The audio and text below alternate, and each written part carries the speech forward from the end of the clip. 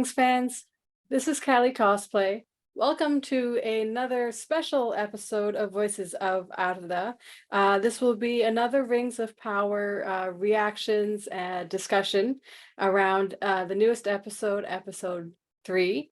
If you would like to be part of these discussions, you can send a message to myself through my TikTok, KaliCosplay, or through our Discord, Voices of Arda. You can email the podcast at voicesofarda@gmail.com, or you can also find us on Twitter, Voices of Arda.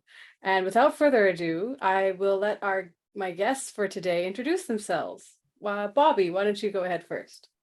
Hello, my name is Bobby Ellis, and this is my first time on, and I'm very, very excited. I'm probably the least educated in terms of Tolkien lore among our hosts here, so I'll try to keep it. I'll try to keep it canon as best as I can. But yeah.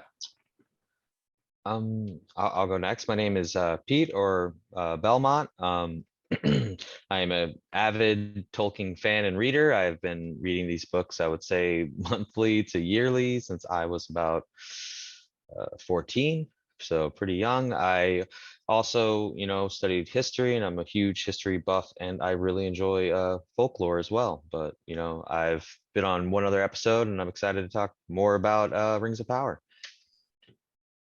I'm Ryan. It's a pleasure to be here. My first time as well. You could catch me at the Token Toker on TikTok, and that's Toker, not Talker.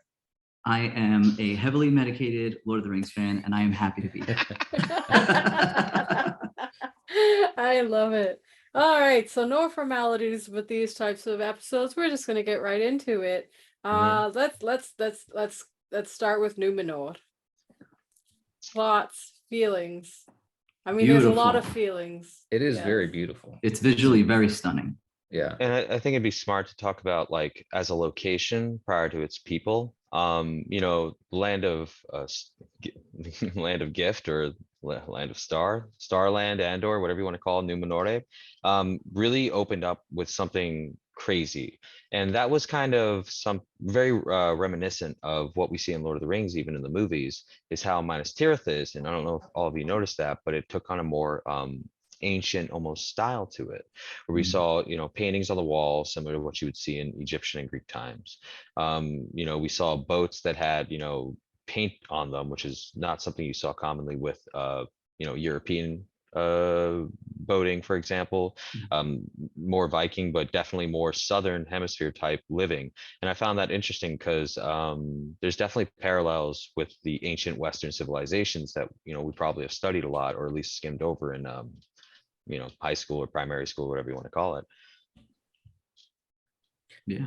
I thought it was a very great opening shot to bring the city and the island in itself. One of the first things I noticed, I started picking out little homages and callbacks to the design of Minas Tirith in the Lord of the Rings movie, and just seeing how the show, even though it's different showrunners, and it's trying to make itself a name for itself, it's tying itself back into those Peter Jackson movies with these little homages, like the way the buildings are designed, just like you would see in Minas Tirith and Peter Jackson's trilogy. Just little things like that was neat to see. Yeah, the courtyard that juts out, it's like a boat almost. Yeah. Exactly. It's like that iconic scene, and then the white tree, of course. And a lot of times, this is most people that watch this is familiar with the Peter Jackson trilogies only, so they kind of need that callback. And it's also a nod of respect too for what came before, and it just ties it all together so very nicely. It's a good point. And you also notice too, I had a chance to just take a look at the first opening shot of Numenor. There actually is similar almost levels to the palace area, and if you look closely, they have buildings built into the rocks, but under that jetsam that sticks out almost like the front of a boat, there is another tunnel under it to go around and like up. So it's another cool little callback to how we see Minas Tirith set up both in the book and the movie, where it's several layered to the top, but you have to pass through passages at the end and then come back around. Mhm.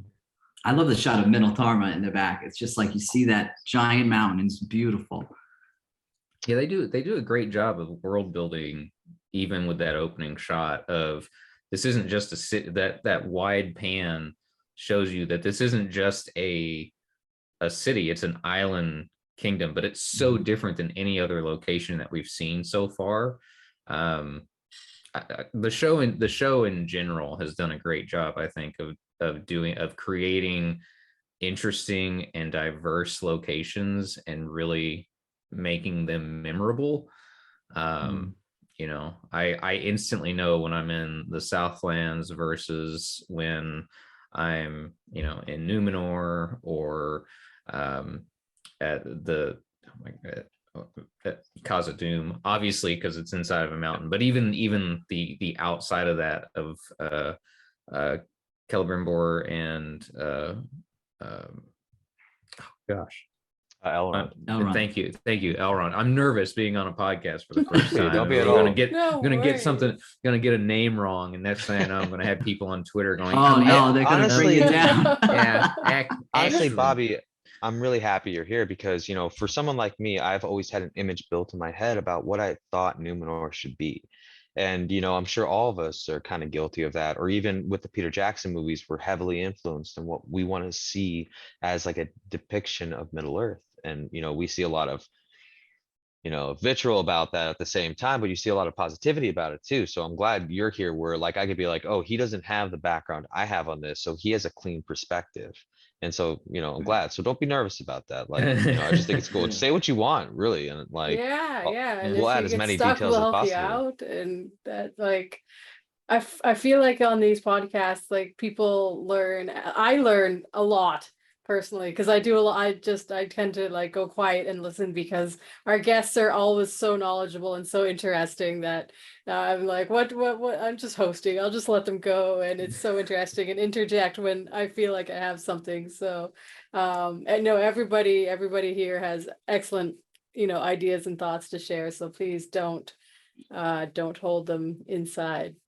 Yeah, and Bobby, like also keep in mind, you're a photographer and a fantastic one at that. I would appreciate your like That's insight right. on how you would see like shot by shot, Mhm. how you really like, what you think and how you experienced it. Like cinematography and photography like can go hand in hand. You have to take like photos prior of every shoot and set you're doing just to get an idea of like how you're going to actually interact and have characters interact and place people. So like, yeah, don't hold back, man. Yes, I'll and since you keep it bring in that mind. up, Yeah. so a lot of people are complaining about how much slow-mo there was in this episode. Do we have like thoughts on that? Well, You gave me an eyebrow there, token. I didn't think it was so noticeable that it took me out of it. Like I was invested in the story and I was watching and I didn't really notice it. And that's the first time I heard it. You could Like, that's kind of compare it to silly. I don't Zack know. Snyder movies. Like all Zack Snyder movies are like slow-mo. Like the Justice League was like 6 hours of slow-mo. And I was like sleepy and I was like, whoa. And I'm like, I started looking at my hands. I was like, am I in slow-mo? Like what's going on here? But like thinking on some of the scenes that were kind of slow-mo, I mean, I'm gonna step away. I know we're gonna focus on Numenor, but like Arondir scenes, I thoroughly enjoyed them. And like, Galadriel on her horse and like the flowing gowns, and we see like the horse's feet lift off the ground, and it's like a I very thought that was beautiful beautiful. horse, Mhm. like Yeah. blue-eyed, and like its mane is blowing. That's like, I love scenes like that because then in Yeah. itself is a painting. It's a photo, it's rolling, it's cool. It's like almost oil painting. That's what I've always Yes, like. yes, you're right. That is yes, it was a moving painting. Yeah. If we know anything about Tolkien, it's that he painted a picture. He painted a picture. The imagery is beautiful. So I think we have to take all of that in every single detail. I That's just me. I noticed the amount of slow-mo. It didn't bother me. I think the best use of it was during the horse riding scene. I mean, if we're talking about photography and everything, like the show overall has been beautiful, but that scene in particular, I just remember sitting there going like, my God, that they've done such a wonderful job with that scene of doing exactly like what Pete said, of creating a moving painting. The contrast of Galadriel's blue dress to that white horse, the golden sunset, the flow of the dress compared with the flow of the water. and her hair. I mean, that was just a beautiful scene, and I would do slow-mo in that every time. You're painting the picture for me right now. Yeah, Exactly. it's That like was great. You know what's really cool about that scene? And I know, like, I want to just, I'll stop here and we'll, I guess, go back to, like, Elendil and all them entering Numenor. Um, it's like a moment of happiness for Mhm. Galadriel. Pure joy. Yeah. She Yeah. let Pure go. joy. Yeah, She let just- go for 1 It's the second. first time we see her like really happy since her childhood in this show. Mhm. Yeah, like, exactly. And it's like crazy to think about that, where it's like you have such this famed character, like the greatest of Eldar, compared to Feanor, and it's like, you would expect someone to be wise and strong and, like, not so frustrated in her position, but here we are, and it makes sense that she would be frustrated in her position, but now we get one moment of just bliss. Mhm. It's cool. If I Like it. wanted to dig in really deep to it, and I don't, I didn't notice it enough to know to remember if all the slow-mo was only done with the Elven characters. But if we want to read too much into that, maybe I could say that having it be slow motion with that horse riding is, we've already established that time passes like the blink of an eye for an elf. Mhm. And that's a good maybe way she, to put it. this is the one thing that she's wanting to experience to the fullest, to be happy during this time and kind of forget her troubles. And so And it's pure innocence too. Yeah. Pure So like the innocence. slow motion could signify her like really like truly taking in this moment and truly experiencing it, rather than just kind of letting it flow by like the quick time. So I want to jump back until, like, the actual scene going on here, because there's a lot of little stuff that I think a lot of people miss when they're going through the canal, actually. And these are all faces of the Valar, if you didn't notice that. And it's given away dead at the end when you see Olmo and, like, horses and Mhm. everything right there. And it's not horses, it's like horses coming out of water, sent like a callback to the Bruinen, and, like, what Elrond weaved on, or I'm sorry, Gandalf and Elrond kind of Mhm. weaved on there. So it was a cool callback to that. But It's that's very Trevi Fountain too in Rome. yeah. Gorgeous. But I think a lot of people said that was Eldolande, right? I don't think that's Eldolande. I think that's Romena, which is on the east side of Numenor. And the only reason why I think that is because when he says Anarion, which is a huge drop, everyone thought they weren't going to include his other son, who's actually younger than Isildur. Mhm. He says he's on the west coast. And that would be where, Andunier is, where Elendil's from, because he's a lord of Andunier and all that. So it's a little interesting way to express, like, where you are in Numenor. And now we know, because, they go to, obviously to Armenelos, which is like the capital, where, like, behind you see the Meneltarma. And now location. So now we almost have this very Tolkien moment where we're like, okay, I have map in hand. I have now seen where I am. Okay. And it's cool. I like that. So I like that whole scene that you see, like, boom, right there, because that technically would have been like the first area that Elros would have shown up to, and that's why we see the statue of him as well, because he sailed to the west from Middle Earth and the whole group of them to get to Numenor. Mhm. So that's cool stuff. Yeah, no, I loved the I really thought that Galadriel on a horse was going to be my favorite moment, and then I was surprised when it was the House of Lore and it being made by Elros, and the painting that they show, and that connection. That ended up being my favorite kind of moment there. That was so cool. Mhm. Oh, so cool. The history. Everything, like, callbacks to everything is so Mhm. cool. I love it. You're right.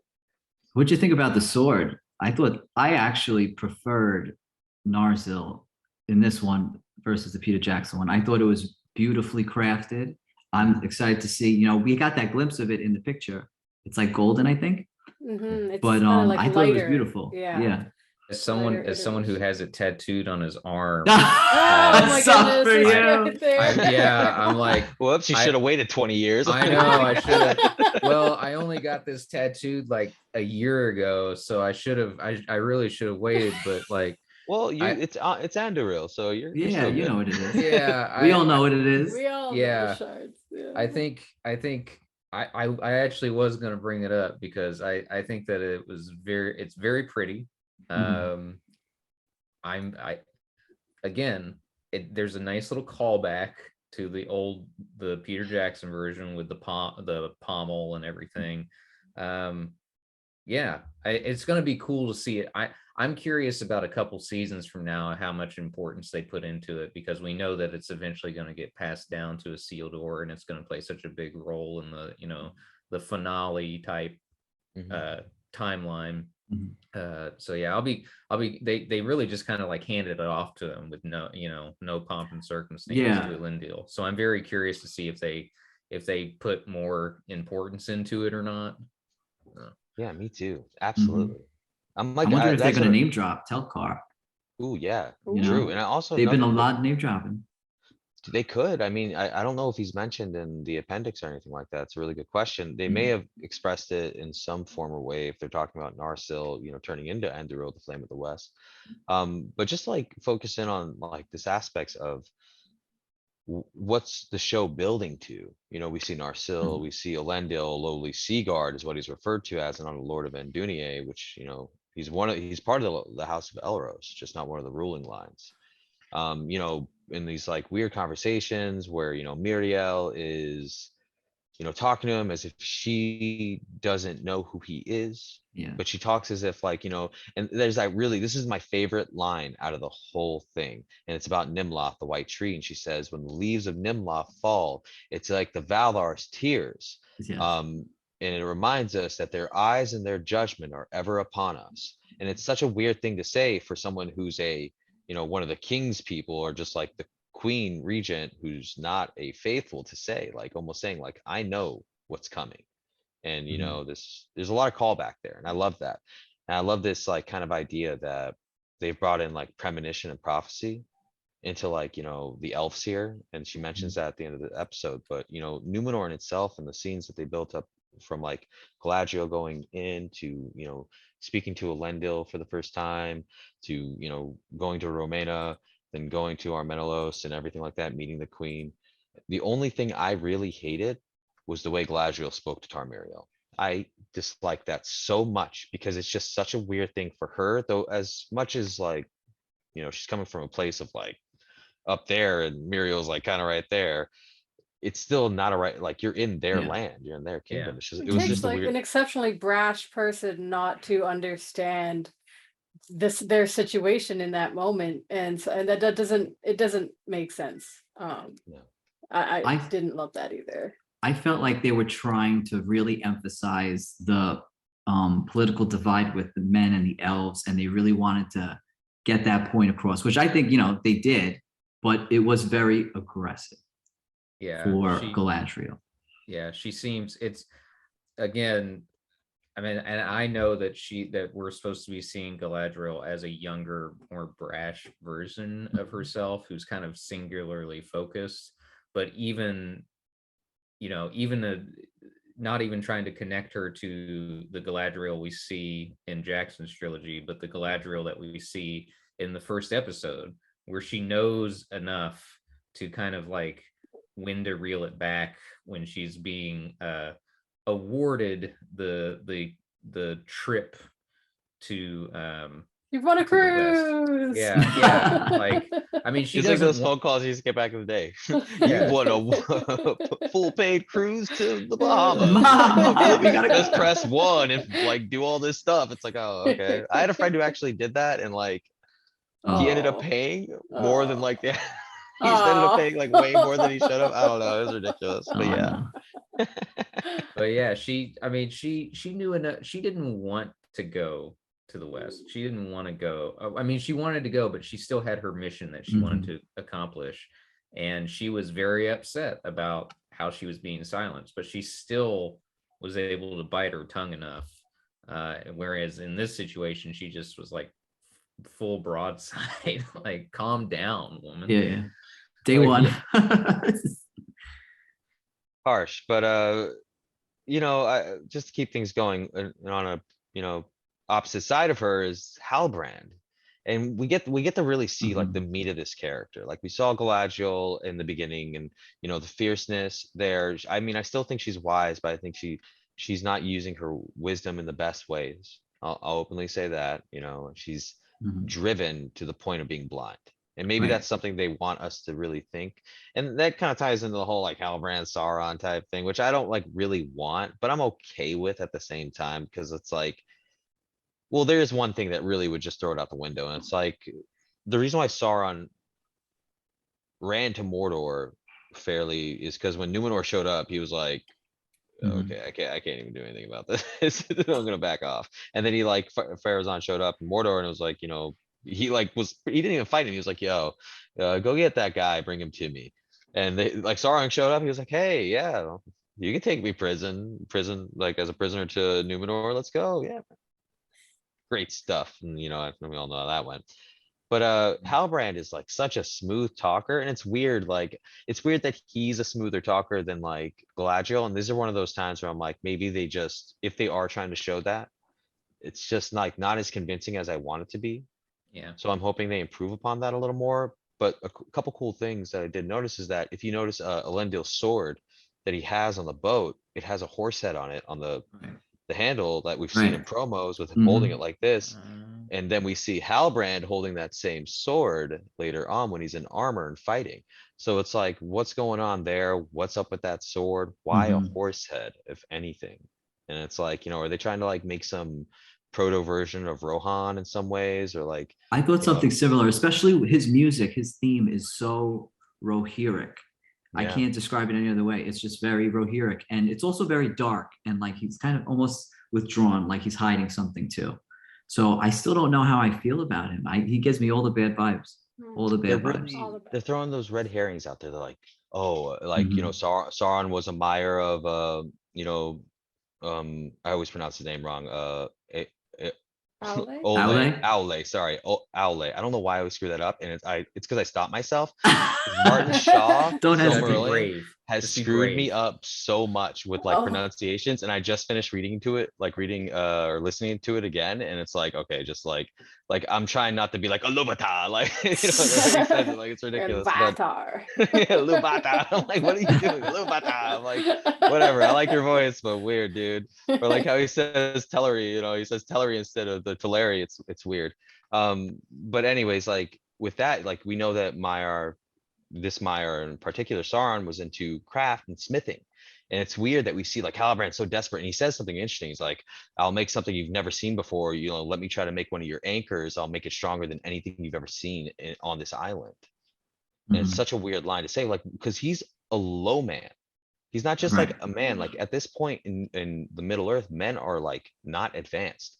They actually were taught, and that's why they thought like by the kings of old, they thought like Numenor kings were like almost godly in sense, because they taught them all these skills and everything. And then like, after they came and saved the elves and the men, that's when Numenor started colonizing Middle Earth and stuff and started being more like, you're subjugated at this point. Mhm.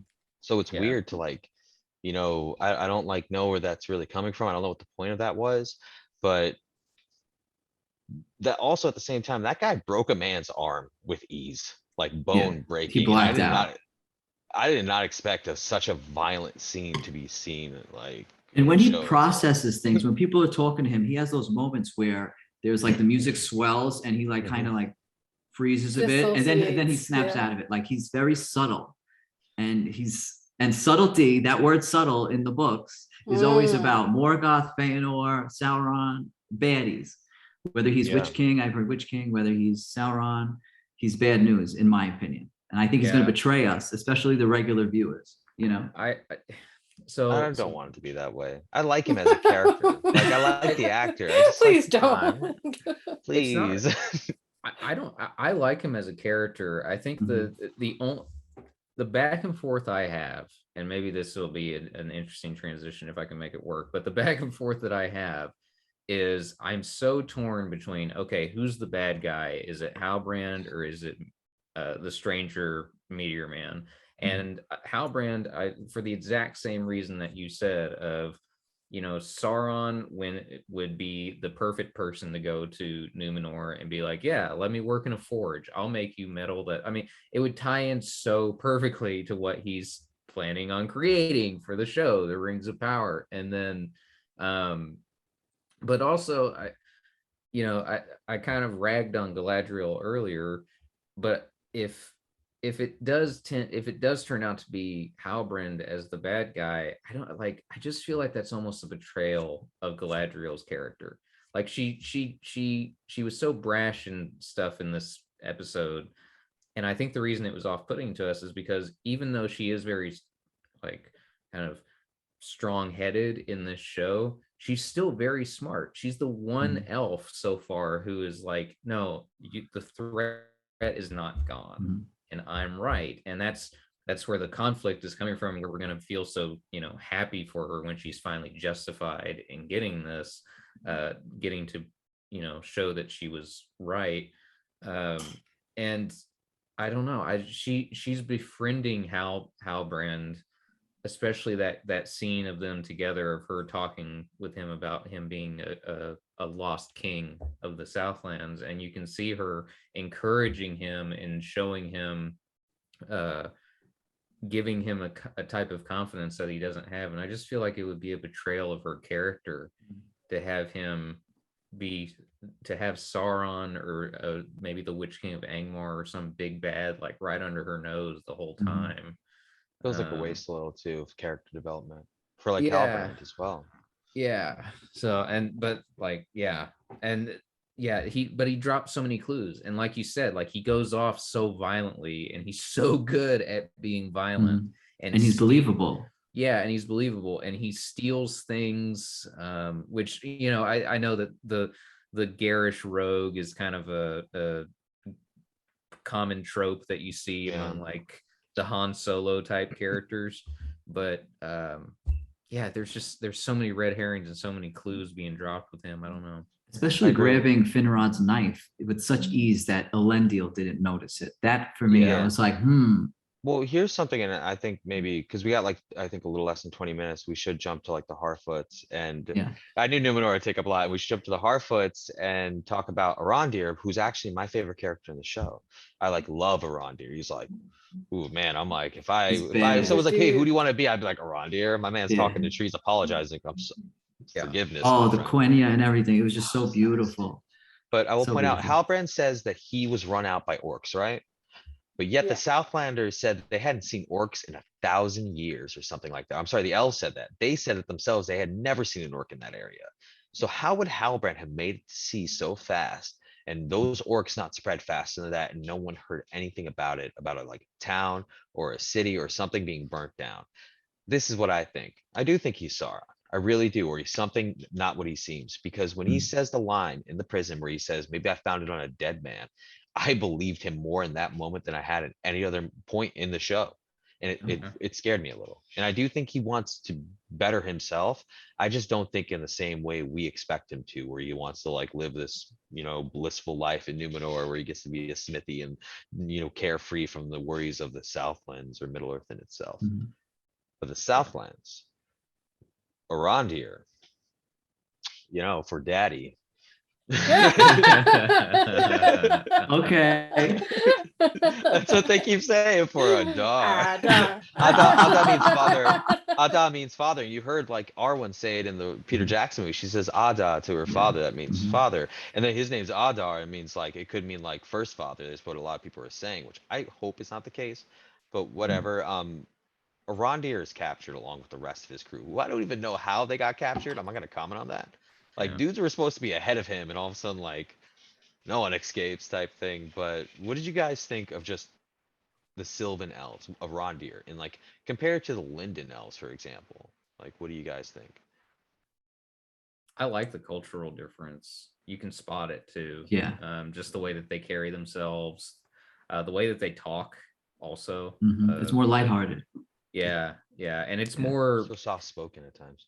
Yeah, it's also they're like it's less poetic in the way that they speak, and they aren't as touchy-feely, I guess, as the Noldir elves. I really loved that. Like as excited as everyone else was for Numenor, that was probably my favorite part of this episode, was seeing those, because I absolutely adore what this show is doing with the orcs and so cool. They're so scary. they're So, it's like, scary orc. grotesque and Yeah, like their faces are marred, they're burnt, they're wearing like old Yeah. equipment. And they're not mindless, dumb, like easy No. kill orcs, you know? Yeah, and they've got like the I love this like the animal skull aesthetic. You That notice kind of like I took note of that. They had like horse heads almost. They had yeah, horses, so they're killing horses. It's either Yeah. that or deer or something, which is like deer and antelope, or I'm sorry, deer and like elk are not really mentioned in like Lord of the Rings. Like they go hunting for deer, I think The once two or hunters something. have those giant racks on the Yeah. on their backs, so Yeah, it could be one of Yeah. them things. some sort of weird giant. Weird, but Yeah. like they're wearing them as like helmets now. So it's like, what did they kill to get these things? And then they stripped it of its meat. It's like just really grotesque to think about. They're like disgusting creatures almost.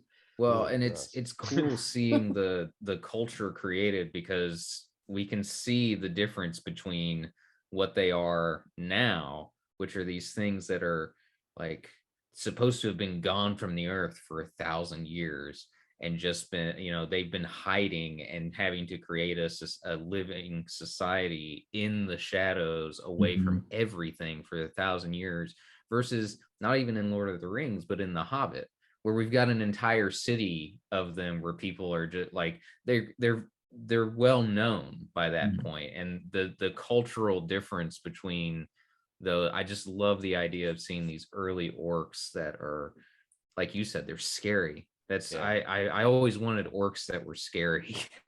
So if you didn't notice though, in the first scene, a little tidbit is that's Jed Brophy playing an orc, the same guy Yeah. who played orc so many times in like The Hobbit and The Lord of the Rings. So I thought that was awesome how they called back actors to like and to do that again, because he's creepy. I love when he does that type of thing. He puts on those voices. It's just awesome stuff. But it was extremely violent. For example, when that orc just cut that guy's throat. Oh, Like, and I did not like expect that. And then the way he does it, he like messes them with the water. It was just a weird, uncomfortable scene where it's like these elves are accepting kindness because it's just what they're so used to. They're used to kindness, even though they don't seem it because they're like wardens, they're watching these lands. They're still kind people. Like, Arondir doesn't have to get involved when like the cow comes and like, the putrid milk comes out and all that stuff. He didn't have to, but even endangering his own like little thing he's got going on with Bronwyn, he came forth and was like, what's going on? And like, where did this come from? And he still went that way, even though he was called home. He could have left. He could have gone and lived a normal life again for as ever long it would have been until Sauron attacked. But he could have just, moved on, but he chose not to. It shows like the selflessness of elves. So like, it's even more selfless to hear him be like, I'll cut the tree down. And, yeah. After all of that violence, too, seeing that violence. And I think it was so heartbreaking because talk about slow-mo, I thought that was very useful after he got his throat slit. And Arondir was like crying and holding him, because elves are supposed to be immortal. They're not supposed to die. They're not supposed to die. Even though they're bound to the earth, they're not supposed to die. So And seeing that was so heartbreaking for me, as like looking on the different cultures of Middle Earth. And I was like, whoa, that got me right here. And like he cuts the thing, and then like the top of it like gets sliced and it drops, and then the bottle drops right after it. And it's like it's a good scene. I thought it was good use of slow-mo. Yeah. But then he cuts the tree down. And I'm gonna not lie, like Arondir looked funny cutting the tree down. He's like, wow. It's like, I don't know what's going on with that. And then like, the rewatch water. that scene. Rewatch that scene and you'll see what I mean. You'll be like, what? But the one thing I hated about that scene was the the war. war. He Are we looked gonna like a talk about the pug. danger puppy? He looked like a pug. Or like the villain from Who Framed Roger Rabbit when he's getting melted. Wow, what a world. Oh, what a world. What a world. He says like, what a world. I love that movie so much. I actually like the ward just because I thought it was it looked like a hyena.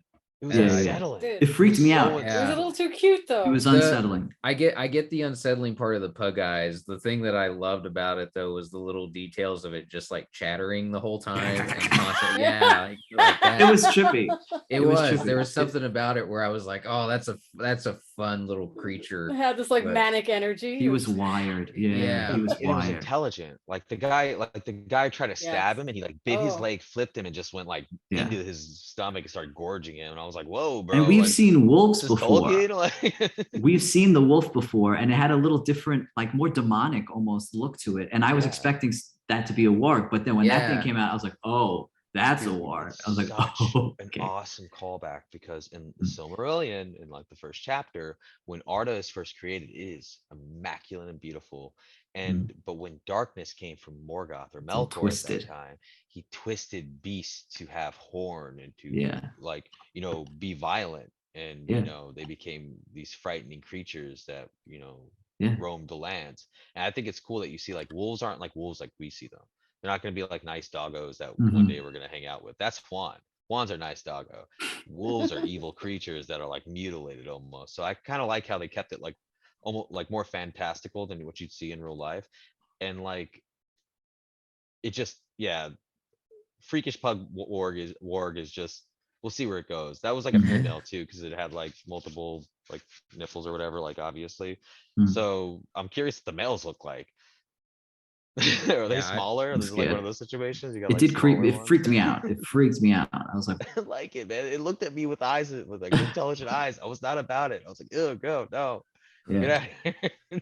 Yeah, it being smart made up for it being scarier, bigger and scarier looking. Like it Mm. being a smarter hunter made it much more frightening, I think, than having it just be like a big rambling beast.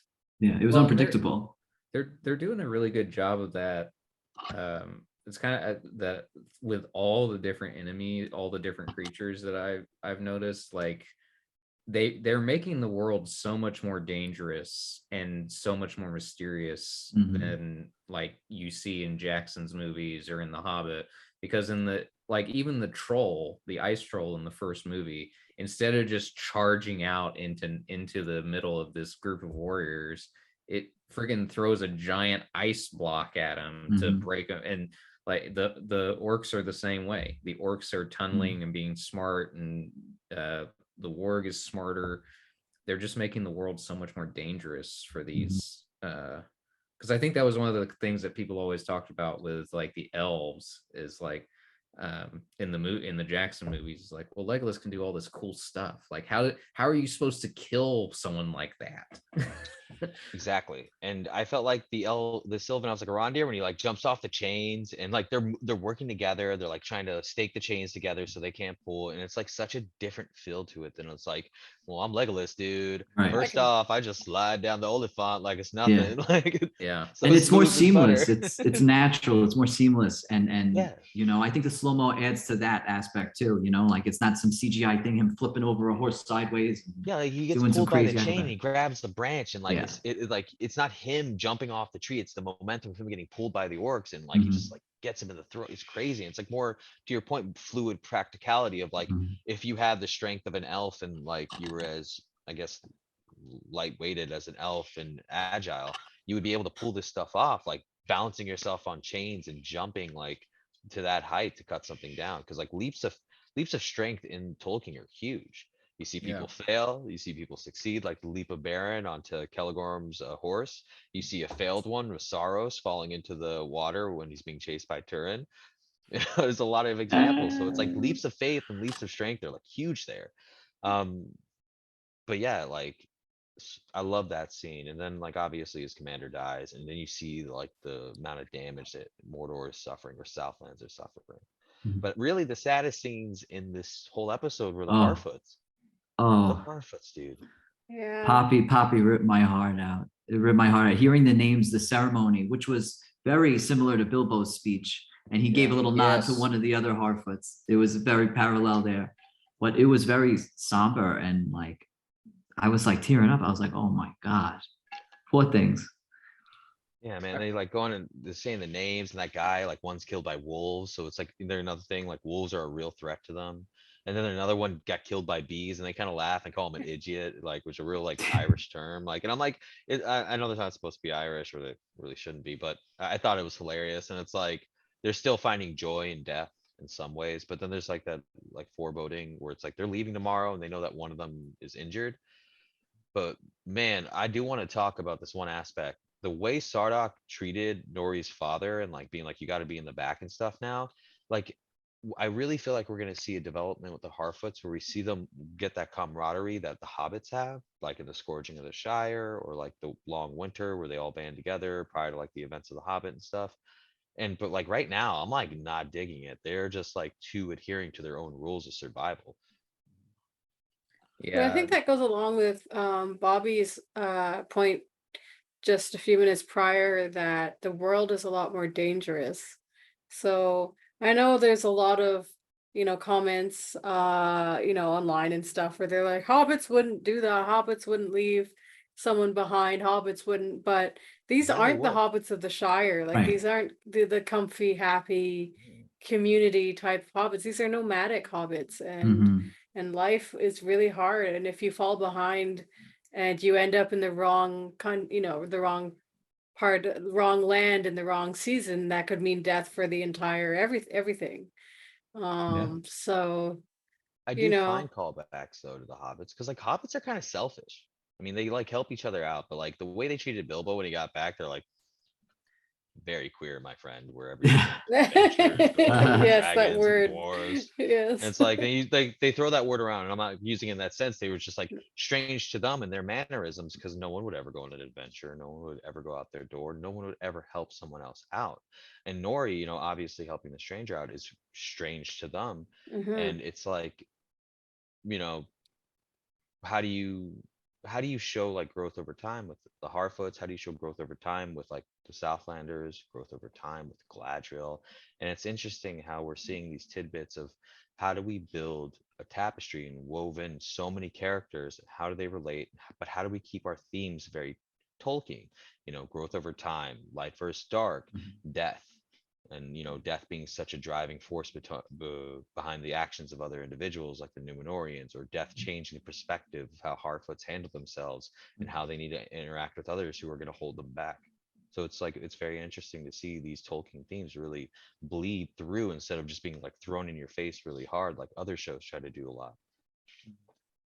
well, and I I- think a fun thing with the Harfoots is I when the hobbits are faced with danger in Lord of the Rings and The Hobbit, they overcome that flight versus fight, and they help each other and they go into battle even though they don't want to, and they do pluck up their courage.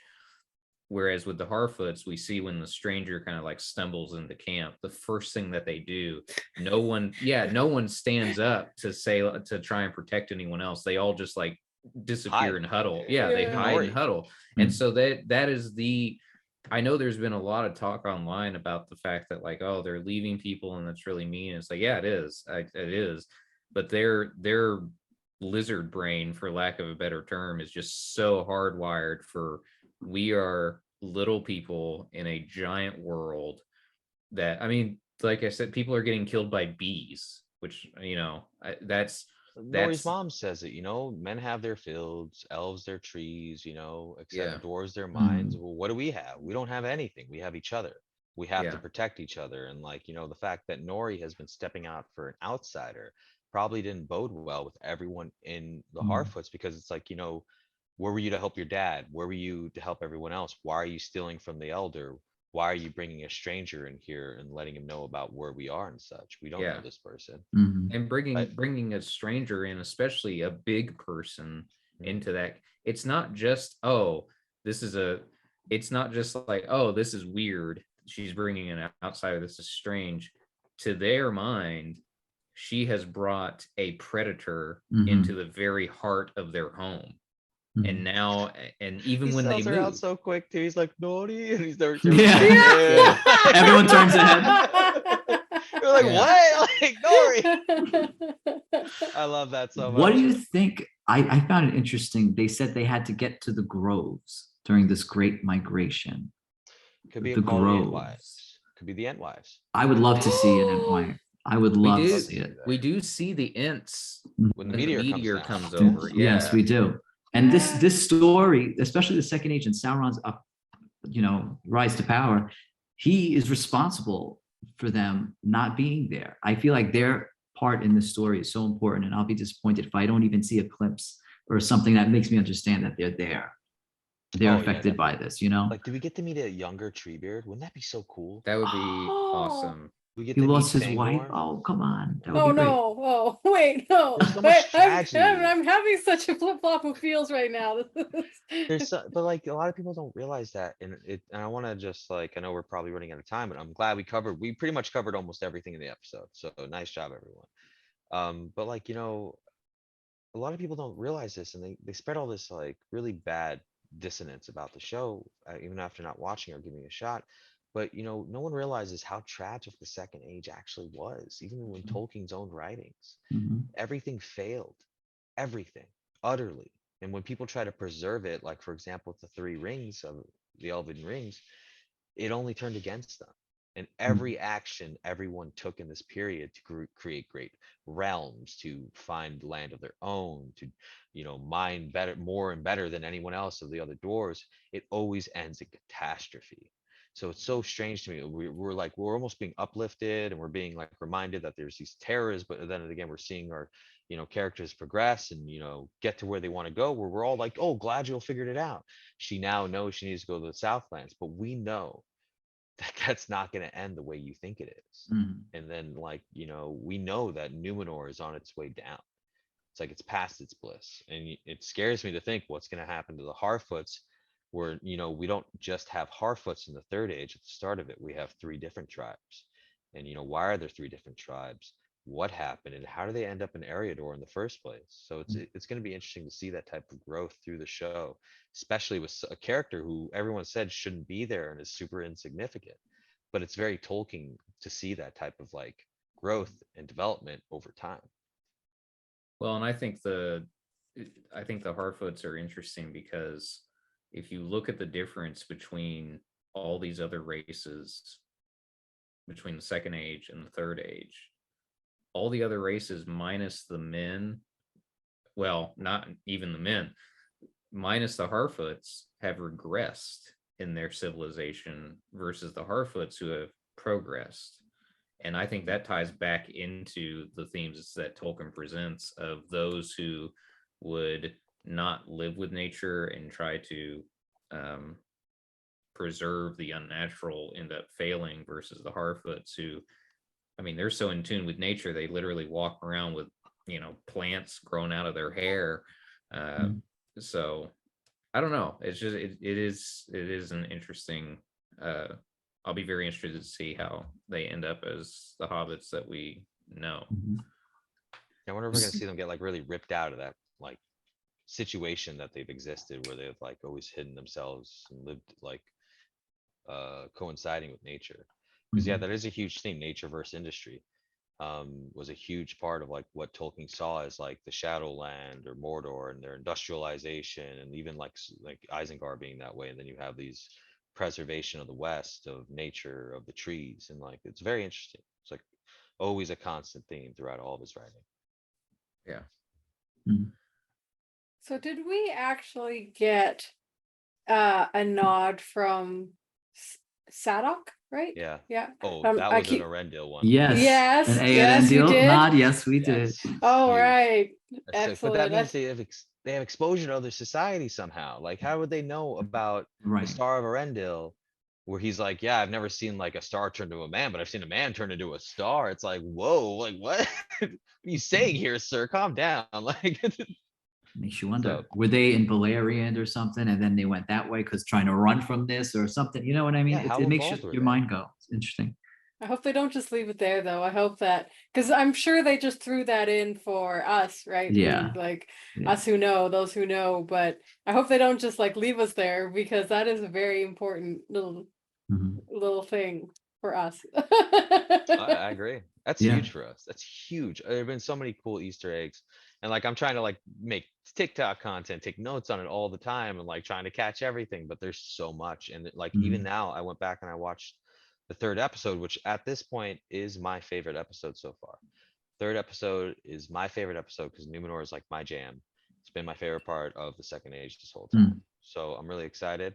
I'm really feeling good about the show, better than I was after the first episode, which I thought was a little disjointed. The second episode was obviously an improvement, but this third one has finally really pulled us into something of a partial struggle, as well as like really, growing the world from anything Peter Jackson did. which I didn't think was possible in the first like 3 episodes, but here we are. Yeah, I think it gave us direction on where the story is going to be going. We know that Galadriel is going to rally the faithful up and take them over to Middle Earth, I think. And we know that they're going to go to the Southlands. We've seen that charge, in the trailers. So you kind of know where this is going to go.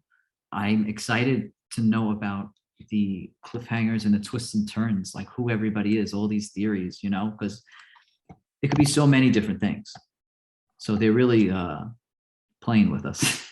That actually is a question that I was going to ask all of you before, because who do we think Adar actually is? Because that's the character. It has to be. We get that tease at the end of the episode where we see the gauntlet.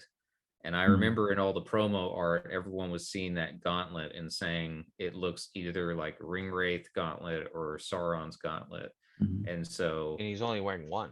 And he is an elf because we've seen his ears, or at least he seems like he is. Yeah, well, and he seems, I don't know. I couldn't tell that much through the blur that they were doing, but I mean, Well, they do have promo images of the guy playing Adar, and there's a couple first straight things you notice. The sword that he wields is the same as the swords wielded by the like Sons of Fëanor and the scene you see with Finrod. That Noldor His sword, armor is identical to what Galadriel is wearing in the north. You see it with the armor on the side. He's wearing one glove, and he has dark hair, and you don't get dark hair like that unless you're a Noldor elf. So he's definitely not like Galadriel's brother of her kin. He's not the House of Finarfin. He's definitely a Noldor elf. And it's just a question, because he's wearing the similar armor. It's just a question of who he is. And they revere him. They revere him. Yes, exactly. Which is creepy. Well, and see, that's the question I've got going forward, is because I am 100% on the boat of, I can't remember the kid's name, but the kid who the kid who finds that sword. Theo. Theo. Theo. I'm 100% on Theo being a future Ringwraith. I want to say like the Witch King of Angmar. But Do you think they're gonna do a time skip, like to justify Isildur and like Theo getting older and such? I'm sure they will. I mean, I'm sure they're gonna have to. Men living at the same time, even though they're Numenorians. Well, you could say like they're 100 years old and they have another 100 years to live type thing, so you can like jump 10 years, 20 years and do that type of thing. And like everyone can still look the same. Also, it makes me wonder, like, is everything that's happening that we're seeing at the same exact time? I've been wondering that as well. I don't know if they're going to overcomplicate it and do that, but it's something I pondered, like, are these happening at 2 different times? Is Sauron both Adar and Halbrand, or, it's like, that's just my mind going. Oh my God. I thought the same thing. God. My mind, it hurts, please. The math. That actually is a good point, because we've seen that used very effectively in Westworld, and oh, true. Oh man, I love the first season of Westworld. That is a really good example of like prime television right there. The way they set that up, where you'd never realize the two characters are the same, like one and the same.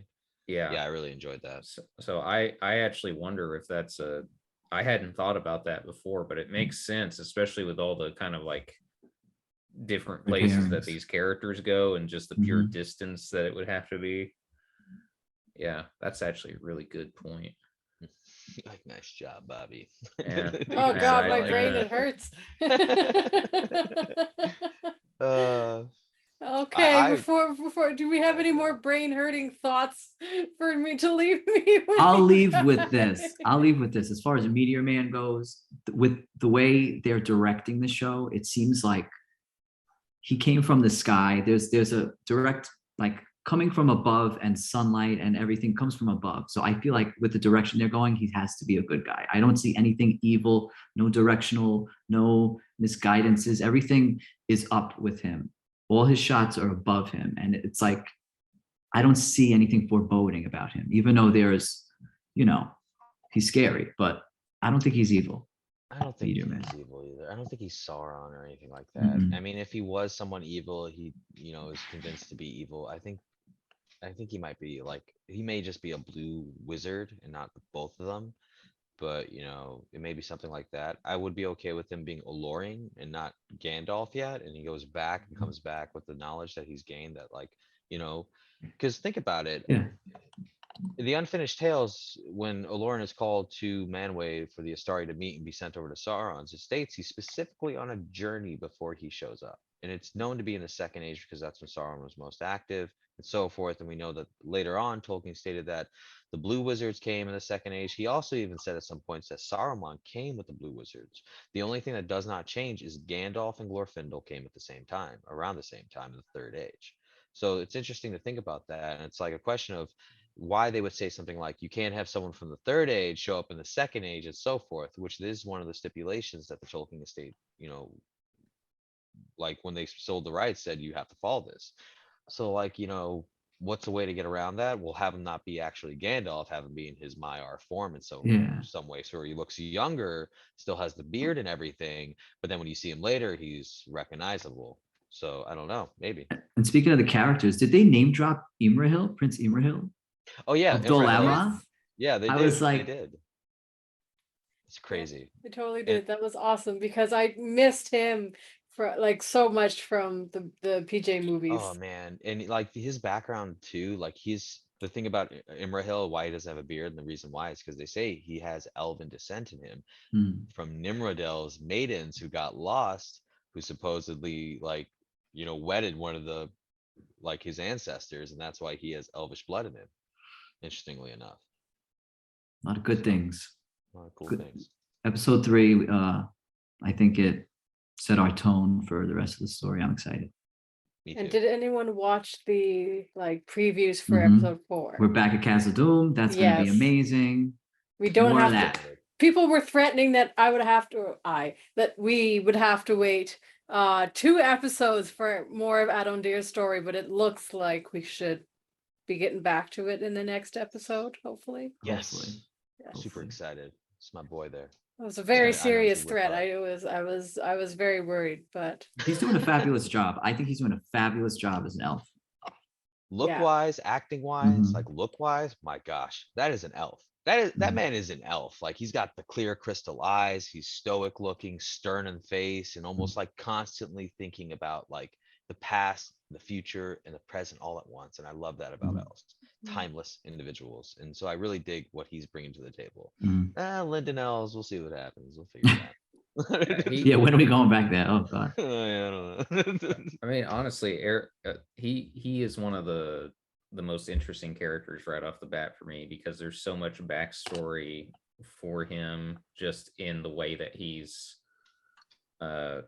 portrayed as soon as he comes on screen. The armor, the way that he interacts with the Southlanders, especially in that tavern, when someone he stopped someone from punching a person who's like making fun of him and threatening him.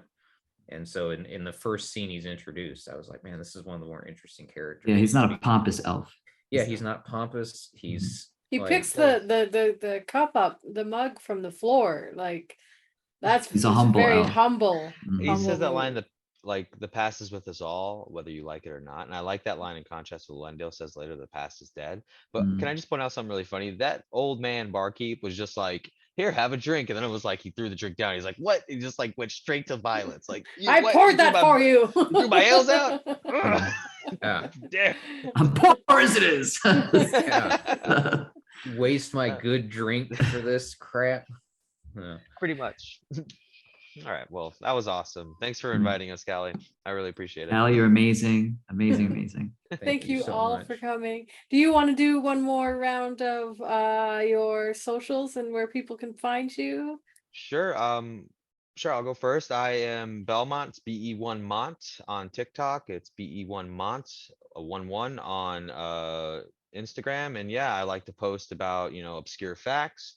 I like to talk about the artwork, and I love talking about Easter eggs. So yeah, throw me a follow if you want to see some of that stuff. I am the Token Toker on TikTok and Twitter. Don't even bother with Twitter. It's a whole nother animal. And I post a lot of crazy, silly things, point of views, and a little bit of lore. And yeah. Very good lore. Absolutely. Oh, thank you, hilarious. thank you. Presented well. Yes. Mhm. Yeah. I am Bobby D. Ellis on everything. Instagram, Twitter, TikTok. I don't know how I got TikTok because I joined that late, and so I'm surprised that the username worked out. But yeah, I'm Bobby D. Ellis on everything. Like was mentioned, I'm a professional photographer. So if you like pretty pictures, follow me on Instagram, Twitter. I just whatever, talk about whatever. And then on TikTok, I do little tabletop RPG reviews, a few skits every once in a while, and then yeah, just talking about whatever comes across my mind. Whoa, I'm just gonna throw something out here. Bobby is an amazing photographer, and I follow him on Instagram. He doesn't just do photography; he does a lot of sports photography, which is like fast shutter speed stuff, which is really impressive. But he also does model sets of kaiju battles, like Godzilla battles, which are Oh, dope. amazing, fire. I love it. It's one of my favorite stuff. It's like Thank great. you. I do. I Cool. appreciate that. And you also do something really cool for our group, right. right? You run a game. Do you want to tell us a Yeah. little bit about that real quick? Yeah, I'm a GM for a One Ring second edition adventure that is currently happening in the Discord. Mhm. We just finished up the second adventure. Second one. Yeah, Yeah, I in actually the play in the game. I'm Drogo Baggins. I'm Frodo Baggins' father before he drowned. Just if you guys wanted to know. Thank you for Uh, clarifying the timeline. Bull Roarers Club is what we got. And if anyone wants a little tidbit of fact there, that is in reference to a quote from The Hobbit of how the game of golf was invented. Ah, yes. Yeah, so I'm the GM for that, along with a couple other people in the Discord, and it is a very fun game. And we're actually getting ready to leave the starter set and start on an adventure of my own creation, which I haven't decided. I think the adventure that got voted for was nameless things in the dark is the adventure that got the most votes. So I'm going to start writing up some notes for a campaign for that pretty soon, and everyone was going to get to make their own characters and everything. We'll have some fun in the Absolutely. yeah. Can't wait. Awesome. Callie, Well- remind the children where they could find you. Well, I am KaliCosplay, Kali __ cosplay. I was not fast enough to get the username, unfortunately. The KaliCosplay. The one and only. You're the only But- one that matters, though. Oh, all right, that's it. We're gonna end it on that note. That's it. All right, everyone. Thanks. But yeah, no, but if any or all of this sounded awesome to you, please do get in touch with me either on TikTok or through the Voices of Arda. Everything that I mentioned earlier, you can even just comment if you're seeing this on YouTube underneath the video and get involved, like join the community and get in on these discussions. We, as you can see, have lots of fun together. Mhm. And I just want to say to finish that promo off, please join the community. This is I jumped into this community just a couple months ago, and it's one of the friendliest, nicest communities I've ever run into on the internet. You don't have I came in pretty blind in comparison to a lot of the people here, and was welcomed with open arms. It's not intimidating at all. They let me jump in and do stuff like this and let me sound like I know what I'm talking about. So yeah. You do know what you're talking about. So do. nice I try. second that. I second that, though. Yeah. Thank you. Awesome community. Yeah, definitely get involved. All right. Well, thank you. And we will see you next week for episode 4. Bye. Bye, everyone.